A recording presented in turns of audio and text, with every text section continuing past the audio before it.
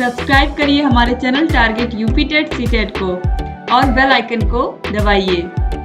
Hello friends, मैं रेनू स्वागत करती हूँ आप सभी भावी अध्यापक एवं अध्यापिकाओं का आपके अपने channel target UP TET CTET में। दोस्तों, आज की इस क्लास में हम पढ़ने वाले हैं आपके डीएलएड 4th सेमेस्टर के थर्ड पेपर यानी कि आपके विज्ञान विषय के मोस्ट इंपोर्टेंट बहुविकल्पी क्वेश्चंस की सीरीज में पार्ट 2 को। ये आपके राजन सीरीज के प्रश्न है। ऑलरेडी पवन सीरीज के सारे बहुविकल्पी प्रश्नों को मैं पढ़ा चुकी हूँ। तो चलिए स्टार्ट करते हैं क्वेश्चन नंबर 51 से। क्वेश्चन नंबर 50 तक मैंने पढ़ाया है पार्ट 1। अगर आपने नहीं देखा है तो आपको मिल जाएगा डिस्क्रिप्शन बॉक्स और कमेंट बॉक्स में लिंक। इसके अलावा सारे विषयों की लिंक आपको मिल जाएगी डिस्क्रिप्शन बॉक्स और कमेंट बॉक्स, जरूर चेक कर लीजिएगा। और अगर सारे विषयों के नोट्स चाहिए, आपको मास्टर क्लासेस चाहिए, तो ये हमारा कॉन्टेक्ट नंबर है। इस पर कॉल करके या व्हाट्सएप करके आप सारी जानकारी ले सकते हैं। तो चलिए स्टार्ट करते हैं क्वेश्चन नंबर 51 से। चुंबकीय पदार्थ इसमें से कौन सा है? यानी कि चुंबकीय पदार्थ का मतलब है जिसको चुंबक आकर्षित करे। निकिल, लोहा, कोबाल्ट या सोना। तो दोस्तों, निकिल भी है, कोबाल्ट भी है, सोना भी है। ठीक है, ये तीनों ही क्या है? चुंबकीय पदार्थ है। यानी कि ये तीनों ही ऑप्शन यहाँ पर सही है। ऑप्शन अ, ब और श तीनों ही सही है। आगे बढ़ते हैं क्वेश्चन नंबर 52 पर। डोलोमाइट किसका अयस्क है? Hg यानी कि पारे का है कि मैग्नीशियम का है? किसका है? तो राइट आंसर ऑप्शन ब ही है, मैग्नीशियम का ही है। ऑप्शन नंबर ब राइट आंसर हो जाएगा। 2022 में पूछा हुआ प्रश्न है। क्वेश्चन नंबर 53 है। कांच की छड़ को रेशम से रगड़ने पर छड़ में कौन सा आवेश आता है? तो अगर कांच की छड़ को हम रेशम से रगड़ते हैं, रेशम के कपड़े से, तो जो छड़ है उसमें आ जाता है धन आवेश। कौन सा आवेश आता है? धन आवेश आता है। ऋण आवेश नहीं आता, धन आवेश आता है। क्वेश्चन नंबर 54 है। आवर्त सारणी में किसी समूह में ऊपर से नीचे की ओर जाने पर क्या होता है? जब हम ऊपर से नीचे की तरफ जाते हैं तो परमाणु क्रमांक जो है वो बढ़ता जाता है, जिसकी वजह से जो परमाणु त्रिज्या है वो बढ़ती जाती है। ठीक है, जब त्रिज्या बढ़ती जाएगी तो जो इलेक्ट्रॉन है जो वो दूर दूर होते जाते हैं, नाभिक से दूर होते जाते हैं। जितना ही बड़ा परमाणु क्रमांक होगा नाभिक, उतना ही जो इलेक्ट्रॉन होंगे वो उतनी ही दूरी पर होंगे। और जब नाभिक से दूर होते हैं इलेक्ट्रॉन तो इन्हें त्यागना बहुत आसान होता है। ठीक है, तो जो धातु होते हैं उनका गुण होता है इलेक्ट्रॉनों को त्यागना, इसलिए धात्विकता जो है वो बढ़ती जाती है जब हम ऊपर से नीचे आते हैं किसी भी समूह में। तो ऑप्शन द सही हो जाएगा, धात्विकता बढ़ती जाती है। क्वेश्चन नंबर 55 है। रुधिर का थक्का बनाने वाली रुधिर कणिका का क्या नाम है? तो रुधिर का थक्का बनाने वाली रुधिर कणिका है प्लेटलेट्स। ऑप्शन ब यहाँ पर राइट आंसर हो जाएगा। ठीक है, याद रखिएगा। क्वेश्चन नंबर 56 है। प्राकृतिक चयनवाद किसने प्रतिपादित किया था? डार्विन ने, ग्रेगर जॉन मेंडल ने, जगदीश चंद्र बोस ने या लैमार्क ने? तो राइट आंसर ऑप्शन अ ही है। प्राकृतिक चयनवाद का सिद्धांत डार्विन द्वारा ही दिया गया था। क्वेश्चन नंबर 57 है। निम्नलिखित में से सांद्रण विधि नहीं है? फेन प्लवन विधि, चुंबकीय पृथक्करण विधि, गुरुत्वीय पृथक्करण विधि, ये सब है सांद्रण की विधियां, लेकिन निस्तापन विधि ये सांद्रण के अंतर्गत नहीं आता। ऑप्शन स यहाँ पर राइट आंसर हो जाएगा। क्वेश्चन नंबर 58 है। वातावरण और जीवधारियों के पारस्परिक संबंधों से क्या बनता है? समुदाय, पारिस्थितिकी तंत्र, जीवोम या खाद्य जाल? तो दोस्तों, बनता है पारिस्थितिकी तंत्र। ऑप्शन ब यहाँ पर राइट आंसर हो जाएगा। क्वेश्चन नंबर 59 है। शुष्क सेल में किस पदार्थ की छड़ एनोड का कार्य करती है? अब शुष्क सेल का मतलब जो हमारे घरों में जो रिमोट होते हैं, टीवी का रिमोट हो या फिर एसी का रिमोट हो, रिमोट पे छोटे छोटे सेल लगते हैं। जैसे कि जो दीवार घड़ी होती है उस पर भी सेल लगे होते हैं, उसमें भी छोटे छोटे सेल लगे होते हैं। और जो सेल होते हैं वो शुष्क सेल होते हैं। उसमें एक छड़ होती है जो एनोड का कार्य करती है, और वो छड़ होती है किसकी? कार्बन की बनी हुई छड़ होती है। ठीक है, जो हमारे घरों में जो हम सेल यूज करते हैं उसमें एक पतली सी कार्बन की छड़ लगी होती है। क्वेश्चन नंबर 60 है। गैलेना किस धातु का अयस्क है? तो गैलेना लेड का अयस्क है। बहुत बार एग्जाम में पूछता है ये क्वेश्चन, लेड गैलेना, इस तरह आप याद रखिएगा। क्वेश्चन नंबर 61 है। निम्नलिखित में से दिष्ट धारा का प्रयोग किसमें करते हैं?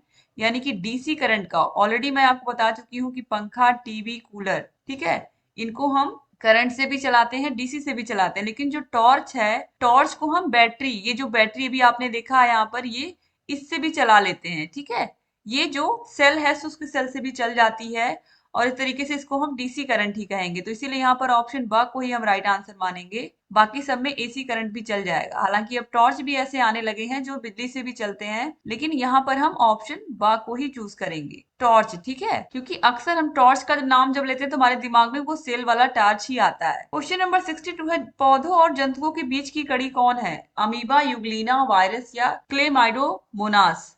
तो राइट आंसर है यूग्लिना। ये बहुत इंपॉर्टेंट प्रश्न है, बार बार एग्जाम में पूछता है। क्वेश्चन नंबर 63 है। इसमें से चुंबकीय पदार्थ कौन है? लोहा, पीतल, तांबा या रबड़। देखिए यहाँ पर कितने अच्छे से पूछा है। यहाँ पर देखिए लोहा केवल ऑप्शन में दिया हुआ है। यहाँ पर निकिल, कोबाल्ट आपको कहीं नहीं दिखेगा। इसी तरीके से प्रश्न को पूछना चाहिए था वहां पर भी। तो चुंबकीय पदार्थ लोहा हो गया। क्वेश्चन नंबर 64 है, लाल रक्त कणिकाओं यानी कि आरबीसी का निर्माण कहाँ होता है? लाल रक्त कोशिकाओं का, लाल जो खून है वो कहाँ बनता है? यकृत में, मस्तिष्क में, प्लाज्मा में या अस्थि मज्जा में? तो राइट आंसर है अस्थि मज्जा में। क्वेश्चन नंबर 65 है, विद्युत बल्ब में तंतु किस धातु का बना होता है? ये बहुत पूछता है। जो हमारे घरों में बल्ब लगा होता है, पहले के टाइम में वो येलो वाले बल्ब होते थे, थोड़ा कम देखने को मिलते हैं। तो उसमें जो तंतु लगा होता है वो किसका होता है? वो किस धातु का बना होता है? टंगस्टन का। ऑप्शन अ राइट आंसर हो जाएगा। क्वेश्चन नंबर 66 है, हेमेटाइट किसका अयस्क है? जिंक, लोहा, कॉपर या सिल्वर? दोस्तों जो हेमेटाइट है ये लोहे का अयस्क है। क्वेश्चन नंबर 67 है, विद्युत धारा का मात्रक है। विद्युत धारा का मात्रक क्या है? तो हम सभी को पता है विद्युत धारा जो आई है इसका मात्रक होता है एम्पियर। ऑप्शन स राइट आंसर हो जाएगा। क्वेश्चन नंबर 68 है, भारत में एनीमिया के क्या कारण है? गरीबी, अज्ञानता, गंदा रहन सहन या उपयुक्त सभी? तो राइट आंसर है उपयुक्त सभी। क्वेश्चन नंबर 69 पे आते हैं, उत्परिवर्तन का कारण है जीन परिवर्तन, जीवन संघर्ष, उद विकास या प्राकृतिक चयन? तो राइट आंसर है जीन परिवर्तन। इसके बाद क्वेश्चन नंबर 70 है, 2020 में पूछा हुआ प्रश्न है, इसमें से तृतीयक उपभोक्ता कौन है? हरे पौधे, चूहा, सांप या बाज? दोस्तों यहाँ पर हम सांप को ही तृतीयक उपभोक्ता मानेंगे, क्योंकि जो बाज होता है ये सर्वोच्च उपभोक्ता में भी आ जाता है। ठीक है, इसीलिए। क्वेश्चन नंबर 71 है, इसमें से उपधातु है लोहा, आर्सेनिक, सोना या ग्रेफाइट? दोस्तों राइट आंसर है आर्सेनिक। क्वेश्चन नंबर 72 है, उपार्जित लक्षणों के वंशागति का सिद्धांत किससे संबंधित है? Darwin, Jean Baptiste Lamarck, Hugo de bridge या फिर इनमें से कोई नहीं? तो राइट आंसर है लैमार्क से संबंधित है, जीन बैप्टिस्ट लैमार्क इनका पूरा नाम था। तो ऑप्शन बहुत सही हो जाएगा। 2020 में पूछे हुए प्रश्नों को यहाँ पर आप देख रहे हैं। इसके बाद क्वेश्चन नंबर 73 भी 2020 में पूछा हुआ है, नोबेल गैस का उदाहरण है हाइड्रोजन, ऑक्सीजन, कार्बन डाइऑक्साइड या रेडॉन? तो राइट आंसर है रेडॉन, जिनॉन। ये सब क्या है? ये सब अक्रिय गैस है। हीलियम भी अक्रिय गैस है। हीलियम, क्रिप्टॉन, जिनॉन, रेडॉन, ये सब अक्रिय गैसें हैं जो किसी भी गैस के साथ क्रिया नहीं करती। क्वेश्चन नंबर 74 है, जनित्र द्वारा ऊर्जा का रूपांतरण होता है। जो जनरेटर होता है वो क्या करता है? जनरेटर क्या करता है? यांत्रिक ऊर्जा को विद्युत ऊर्जा में कन्वर्ट करता है, जिसकी वजह से जब शादी ब्याह होता है आप देखिए घरों में, तो हम जनरेटर लेकर के आते हैं, जिससे उसमें हम क्या डालते हैं? उसमें हम ईंधन डालते हैं और उससे वो चलता है, और चलने से बिजली मिलती है, जिससे सारी की सारी लाइटें जल जाती हैं, पंखे चलते हैं। तो क्या होता है? यांत्रिक ऊर्जा का विद्युत ऊर्जा में रूपांतरण होता है। यहाँ पर ऑप्शन सा राइट आंसर हो जाएगा। आगे बढ़ते हैं अगले क्वेश्चन पर। क्वेश्चन नंबर 75 पर, सिने बार किसका अयस्क है? सिने बार किसका अयस्क है? Zn, Au, Hg या फिर Fe? जिंक का है या फिर सोने का है या फिर पारे का है? तो राइट आंसर पारे का। सिने बार किसका अयस्क है? पारे का। क्वेश्चन नंबर 76 है, निम्न में से विषाणु जनित रोग नहीं है? पोलियो, कोरोना, एड्स या फिर हैजा? तो राइट आंसर है हैजा। हैजा जीवाणु जनित रोग है, विषाणु जनित। बाकी कोरोना वायरस तो आपने सुना ही है, एड्स का भी एचआईवी वायरस और पोलियो का भी वायरस ही होता है। क्वेश्चन नंबर 77 है, निम्नलिखित में से प्राथमिक सेल नहीं है? Leclanche cell, Daniell cell, voltaic cell या सीसा संचायक सेल? सीसा संचायक सेल जो हमारे घर में इन्वर्टर होता है वही होता है, और ये प्राथमिक सेल के अंतर्गत नहीं आता है। 2021 में पूछे हुए प्रश्न थे ये सभी के सभी। क्वेश्चन नंबर 78 है, रक्त को निम्नलिखित में से किस तापक्रम पर कांच या प्लास्टिक की वायुरुद्ध बोतलों में सुरक्षित रखते हैं? दोस्तों देखिए, जो रक्त है यानी कि जो खून है, इसको हम किस तापमान पर रखें कि इसमें कोई बैक्टीरिया या फंगस या वायरस ना आने पाए? तो दोस्तों जो मैंने सर्च करके देखा उसमें 2 डिग्री से लेकर के 6 डिग्री सेल्सियस तक हम इसको रख सकते हैं। ठीक है, इसके अलावा कहीं कहीं मैंने देखा कि 2 से 4 डिग्री के बीच में मिला है। तो अगर उसके आसपास हम देखें तो 5 तो ऐसे ही यहाँ पर आउट हो गया, 5 से ऊपर तो हमें चाहिए ही नहीं। तो यहाँ पर ऑप्शन और ऑप्शन सा में देखिए, यहाँ पर 3.5 है और यहाँ पर 4.5 है। ठीक है, तो कहीं कहीं 2 से 6 है, अगर उसका एवरेज हम देखेंगे तो 4.5 यहाँ पर डिग्री सेंटीग्रेड, ये बिल्कुल सही होगा। तो ऑप्शन आ यहाँ पर राइट आंसर हो जाएगा। क्वेश्चन नंबर 79 है, ऊर्जा का मात्रक है एम्पियर, न्यूटन, जूल या सभी? दोस्तों यहाँ पर देखिए ऊर्जा का मात्रक ऑप्शन सा जूल जो है ये राइट आंसर हो जाएगा। ठीक है, बल का मात्रक न्यूटन होता है, और विद्युत धारा का मात्रक यहाँ पर देखिए एम्पियर होता है। क्वेश्चन नंबर 80 है, कार्य का सही सूत्र है? तो कार्य W बराबर F इंटू डी के, यानी कि कार्य बराबर बल गुणे बल की दिशा में विस्थापन। तो यहाँ पर ऑप्शन आ जो है ये राइट आंसर हो जाएगा। ठीक है, क्वेश्चन नंबर 81 है, किसी वस्तु के कार्य करने की क्षमता को क्या कहते हैं? तो किसी वस्तु के कार्य करने की क्षमता को हम उसकी ऊर्जा कहते हैं, या क्षमता भी इसी को कहते हैं। क्वेश्चन नंबर 82 है, एकांक आवेश बटा समय किसका सूत्र है? तो हम सभी को पता है विद्युत धारा I बराबर Q अपॉन टी के होता है। एकांक समय में बहने वाली धारा को ही विद्युत धारा कहते हैं, तो यहाँ पर ऑप्शन अ जो है ये राइट आंसर हो जाएगा, एकांक आवेश बटा समय। क्वेश्चन नंबर 83 है, ऊर्जा का सबसे महत्वपूर्ण स्रोत है? तो ऊर्जा का पृथ्वी पर सबसे महत्वपूर्ण स्रोत सूर्य ही है। क्वेश्चन नंबर 84 है, निम्नलिखित में से जल में घुलनशील विटामिन है?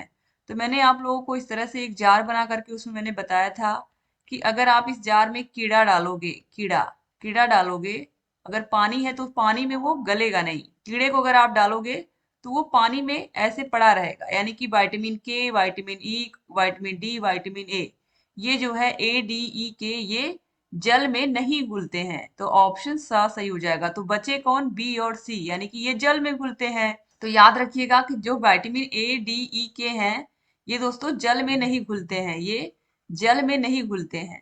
और यहाँ पर पूछा क्या है कि इसमें से जल में घुलनशील विटामिन कौन है? तो विटामिन के ई डी ए को छोड़ देंगे तो बचे कौन? विटामिन बी और सी। तो ये क्या हो जाएंगे? जल में घुलनशील हो जाएंगे।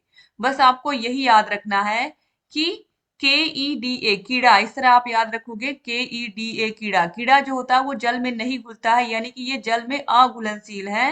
विटामिन के, vitamin E, vitamin D, vitamin A, यानी कि तो बचे कौन? विटामिन बी और सी, तो ये जल में घुलनशील है। ठीक है। और क्वेश्चन नंबर 85 में पूछ रहा है, निम्नलिखित में से कौन सा वसा में घुलनशील है? वसा में घुलनशील यानी कि जो वसा हम खाते हैं जैसे कि घी हुआ या फिर तेल हुआ, इन सब में ये घुलनशील होते हैं विटामिन के ई डी ए। तो के ई डी ए ये क्या है? ये वसा में घुलनशील है। तो याद रखिएगा जल में घुलनशील विटामिन बी और सी होते हैं, इसीलिए इनकी हमें रोज जरूरत होती है, क्योंकि ये जितना भी हम इनको खाएं ये हमारे शरीर से बाहर निकलते रहते हैं कि पानी में घुल जाते हैं। और ये किस में घुलते हैं? ये वसा में घुलते हैं, विटामिन के ई डी ए। तो इस तरीके से यहाँ पर आपने सारे के सारे प्रश्नों को कंप्लीटली यहाँ पर देख लिया दोस्तों।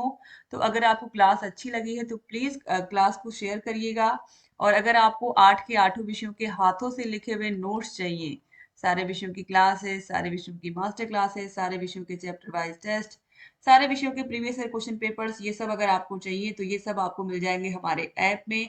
ऐप का नाम है अस्तित्व academy. Thank you so much class को पूरा का पूरा देखने के लिए। ये हमारा कॉन्टेक्ट नंबर है, अगर कोई भी प्रॉब्लम हो तो आप कॉल करके हमसे पूछ सकते हैं। और जहाँ कहीं कोई भी डाउट हो आप हमें बता सकते हैं। दोस्तों अगर चैनल को सब्सक्राइब नहीं किया है तो प्लीज सब्सक्राइब कर दीजिए, और जहाँ कहीं कोई भी डाउट है आप कमेंट बॉक्स में कमेंट करके मुझसे पूछ सकते हैं दोस्तों। Thank you so much class को पूरा देखने के लिए। डिस्क्रिप्शन बॉक्स और कमेंट बॉक्स को आप जरूर चेक कर लीजिएगा दोस्तों, वहां पर आपको सारे विषयों की क्लासेस मिल जाएंगी। सारे विषयों के नोट्स तो हम देते ही हैं, सारे विषयों की क्लासेस, मास्टर क्लासेस भी आपको मिलती हैं। और रजत सीरीज, पवन सीरीज, दोनों ही सीरीज के 8 के 8 विषयों के आपको सीरीज मिल जाती है, पूरी की पूरी पीडीएफ। तो ये सारे ये आपको सीरीज बाजार से खरीदने की जरूरत नहीं पड़ती, इसमें सारे बहुविकल्पी, सारे अति लघुत्तरी, सारे लघुत्तरी प्रश्न होते हैं। ठीक है, तो ये दोनों सीरीज भी मिल जाती है हमारे ऐप में। तो ऐप को जरूर डाउनलोड कर लीजिए, और जहाँ कहीं कोई भी प्रॉब्लम है हमसे पूछते रहिए। जय हिंद दोस्तों।